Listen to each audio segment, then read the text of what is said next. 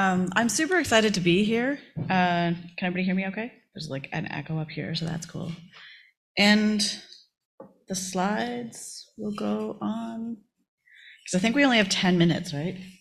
So I'm going to talk really fast. No, I'm super excited to be here. The last time I was in Vancouver, I ruptured my Achilles. So this time I hope to leave this place walking. So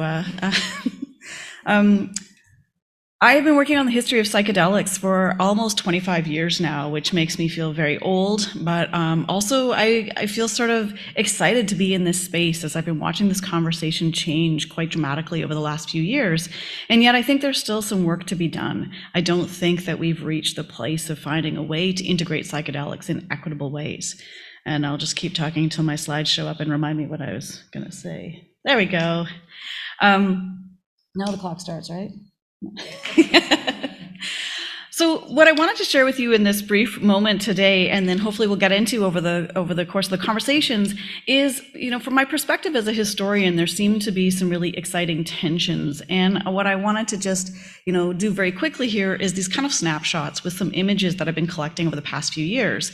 So on the right-hand side of the screen, you have a Getty image of, what I'm using to try to help us represent or think about, synthetic psychedelic plants, if you will, mushrooms in a test tube or a beaker in this case, and the idea that we could scale up psychedelics in a way that relies on laboratory findings in synthetic products. But on the other hand, on the other side of the screen, and these may not necessarily be in tension, they may be in harmony, is an image from the San Francisco Oracle in 1967 of a Huixoli man who, I'll let you decide what expression he has on his face, if he is deep in concentration, if he is somewhat forlorn, but he is sort of set up here in a rainbow-esque image, and if you had the full image, you'll see many different kinds of psychedelic plants lying around him, including sort of at the ground at his feet. And I think there's a healthy tension here, and sometimes I worry that it becomes an unhealthy tension between what we draw from culture and where we look for biomedical sciences to help to solve the problems of trying to find access and equity. And then I would move forward if I could. May I move forward? Could somebody move my slide forward for me? Oh no. I believe the next slide was supposed to say something about, well, I'll just talk about it and hopefully the slide will correspond with what I think I'm saying. So when I started this work in the early 2000s and the late 1990s, I was keen to put Canada on the map in terms of the place of psychedelics. But what I've been doing for the last few years is to look beyond the North American settings to unpack some of the familiar stories and find unfamiliar stories about access to psychedelic ways of thinking, and that goes well beyond the concept of psychedelics, which was coined in 1957, but to think about sacred plants, to think about alternative healing, to think about indigenous ways of understanding trauma, health, and distress, and to really look beyond these borders in a big way, to draw in different voices, to really embrace the kind of diverse ways that we have encountered psychedelic thinking. And then I believe you would see a map of my attempts to catalog this by scouring the internet. And what it would readily show you, oh, thanks. I was like, I'm gonna have to remember my slides, if that's the trick. All right, so this slide, I believe, one of the things I tried to do in the last little while is create an anthology on a global history of psychedelics. Zoe Dubois has a great chapter in it. She's here, you can wave. Dr. Zoe Dubois has a chapter about psychedelics in France. But some of the images here are hopefully just little symbols, little morsels of some of what you can expect there, and what we hope triggers a conversation about looking for these kinds of psychedelic encounters, and again, psychedelic anachronistically, in different parts of the world.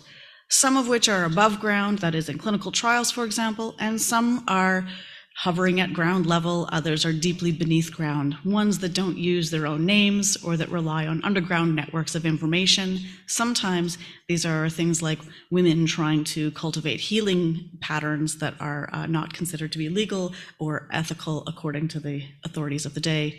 Male Catholics, for example, who don't like abortion or using plant medicines. I still can't move my slide if someone can move it forward again. Then I think there are maps.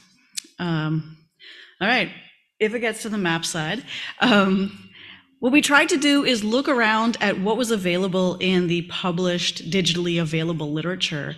And what you get is a snapshot of really interesting movement of different kinds of psychedelics, both the synthetics as well as the plant-based psychedelics that move around the world according to published literature. But what we also found that there were sizable gaps in places on the globe that didn't have these kinds of movement or claims about psychedelic movement, despite the kinds of stories, oral histories, and oral testimonies that combat that kind of evidence that you can find readily online. And I think this is something that is not unique to psychedelics, but is certainly an opportunity in studying psychedelics to think about what we count as evidence, what counts, who counts as an expert, and how do we move beyond the sort of published, clinical, possibly, or at least above ground, things that go into national archives, for example. How do we move beyond those stories to get at what's really at stake when we're thinking about moving the needle on psychedelic thinking? A couple of the ways that I wanted to just quickly as examples show some of the work that I'm doing with a whole bunch of other people is to try, for one, let's think about the mothers of psychedelic movements, challenging some of the narratives about the great discoveries, the great men who've moved forward, some of our ideas about psychedelic thinking, and not to entirely dismiss those, but to really think about what it means if we were going to turn this around slightly and suggest that we look at this story or these stories through the lens of women. Here are some examples. Happy to talk about them at the break or at the question period. But what I hope you'll see here is there's a diversity of ways that women have shepherded ideas about psychedelics, nurtured people taking psychedelics, or nurtured ideas about them, and nurtured plants throughout this time. And there are some, I think that the image in the middle is one of my favorites from Rita Huni-Queen, who lives in Brazil, who sees Mother Earth as a mothered shepherd of the movement as well. And the next slide, please, if that's possible. All right, I'm going to skip the maps because I think they're coming sometime, but I don't remember when. Yes. One of the other projects that we tried to work on is, again, sort of looking at the consequences of moving psychedelics out of the clinic in different parts of the world. And, there are interesting and surprising, perhaps, things that happen when you look outside of the United States and Canada. So being a countercultural radical revolutionary during a dictatorship has certain consequences if you're a Brazilian youth living in the 1960s. If you are a Holocaust survivor living in the Netherlands seeking access to LSD for trauma, there's a different kind of language, and not just a Dutch language, but a different language of trauma that persists. And we can begin to see that in some of the paintings, like the one I have here on the screen called What Happened to Our Girls. There are a number of different stories that help us to think about the ways that cultural practices have informed but also absorbed different psychedelic ideas and changed the way we might think about the consequences of, again, access, but also the consequences associated with prohibition and criminalization. And if we can roll on. Apologies. Another quick point I wanted to make was in the context of psychedelics. I'm trying to see if I can boil 25 years of thinking into 3 sentences here. All right, so there's these guys testing drugs, and they think that the best way to test drugs is to test the drugs and not think about anything other than the drugs, like objectively. Sorry. That's one rambly sentence. And then there's some other people who were like, hey, environment matters, and we should probably think about that. And then squish that together. And the rise of set and setting, I think, I'll try to be a little more articulate now, comes out of people who didn't know what they were doing, who were looking for different ways of trying to understand what this experience is, how to give language to it, how to appreciate it. And one of the a couple of cool things that I think happen in the way that people are trying to make sense of set and setting or trying to articulate what that means is they start listening to voices they didn't expect to, like their wives who showed up to help them at work and brought records into the space and talked about the sonic atmosphere and talked about sound and the acoustics of an experience that needed to be calibrated, that needed to be studied and thought about in a very particular way, not a standardized way, but a particular way.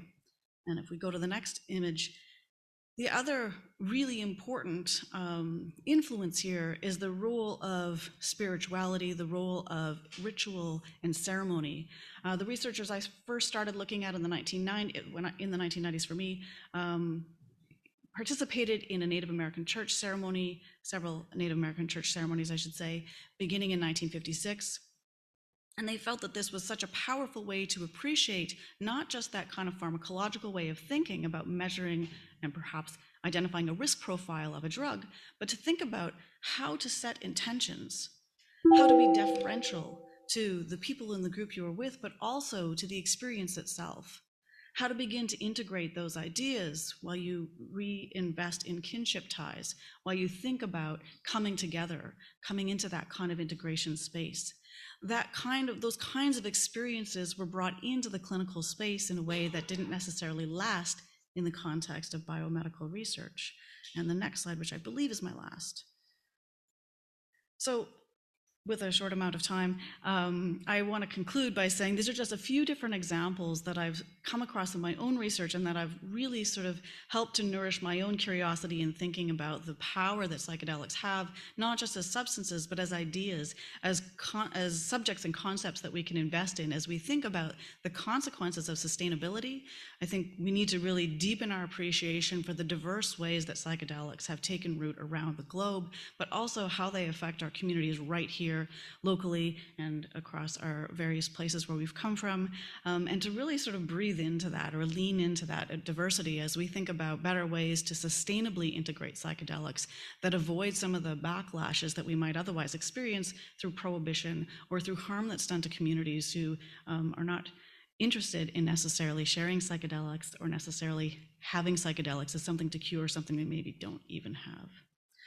Thank you. Is that 10 minutes? Yeah.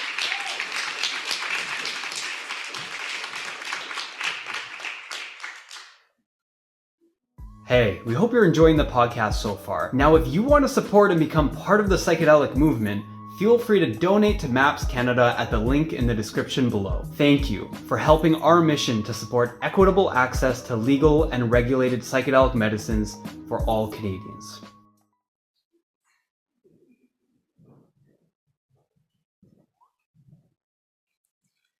All right. Thank you. We'll see if I have any better luck with the slide system here.